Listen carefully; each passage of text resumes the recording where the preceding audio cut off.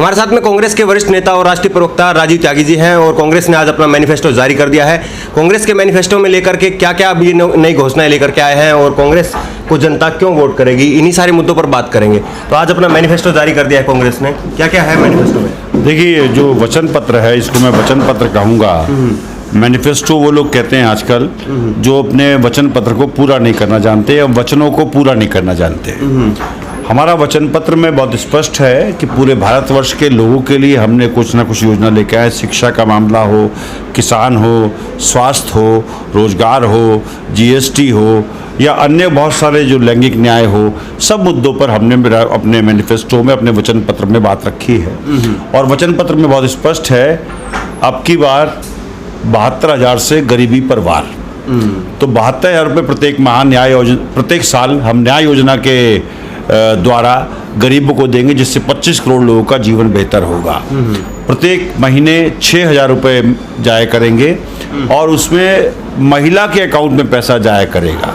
हम ये मानते हैं जिस परिवार में, जिस समाज में, जिस देश में महिला सबल है, वो देश, समाज और परिवार हमेशा तरक्की करते हैं। दूसरा हमारा जो मुद्दा है वो नौजवानों को रोजगार देने का है और हमने वादा किया है कि 2020 के मार्च तक हम करीब करीब 8 लाख लोगों को रोजगार देंगे और साथ साथ जो प्रदेश सरकारों में जो रोजगार भरे नहीं गए उनको हम भरने के लिए प्रदेश सरकारों को मनाएंगे।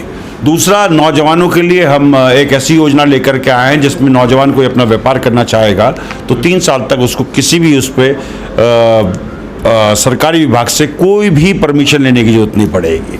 तीसरा, अगर आप देखेंगे तो किसानों का जहाँ जहाँ राज्यों में हमारी सरकार आती चली जाएंगी, हम कर्ज माफ़ करते चले जाएंगे और किसान की उपज को बेहतर दाम पे खरीदने की ऐसी व्यवस्था डेवलप करेंगे जिससे किसान को सड़कों पर अपनी फसलों को न डालना पड़े।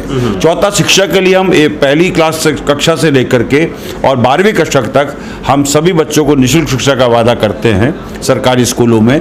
और साथ साथ हम पूरे देश में एक ऐसा वातावरण बनाएंगे जिसमें किसान के चेहरे पे खुशहाली होगी, नौजवान के पास रोजगार होगा, उद्योगपति अपना कार्य करके जीडीपी बढ़ाएंगे। जब जीडीपी बढ़ेगी पूरे देश की, किसान के प्रयास से, नौजवान के प्रयास से, व्यापारियों के प्रयास से, उद्योगपतियों के प्रयास से, तो भारत आगे बढ़ेगा। मेरा भारत आगे बढ़े, यही सबसे बड़ी कामना हम सबकी होनी चाहिए। और साथ साथ जीएसटी का सरलीकरण करने का काम भी कांग्रेस पार्टी करेगी। कहीं ना कहीं आपका जो मैनिफेस्टो है वो पूरा का पूरा जो है, जो गरीब आदमी है उनके इर्द गिर्द है, किसानों के इर्द गिर्द है और युवाओं के इर्द गिर्द आप लेके आ रहे हैं। लेकिन दूसरी तरफ बीजेपी जो है राष्ट्रवाद के मुद्दे पर इस वक्त जो है पूरे चुनाव अभियान को चलाए हुए है, तो उस पर कैसे काउंटर करेंगे? देखिए, राष्ट्रवाद है क्या, ये हमें समझना पड़ेगा। राष्ट्रवाद है किसानों को बेहतर दाम देना, राष्ट्रवाद है नौजवानों को रोजगार देना, राष्ट्रवाद है सच्चाई की राजनीति करना, राष्ट्रवाद है दुश्मन देशों को माकूल जवाब देना, राष्ट्रवाद है देश की महिलाओं की सुरक्षा करना, राष्ट्रवाद है छोटे व्यापारियों को व्यापार का बेहतर अवसर देना, राष्ट्रवाद है टैक्सेस में कमी करना, राष्ट्रवाद है जीएसटी का सरलीकरण करना, राष्ट्रवाद है देश की इकोनॉमी को ग्रो कराना। तो राष्ट्रवाद कांग्रेस की पार्टी की तरफ से ये है राष्ट्रवाद की परिभाषा।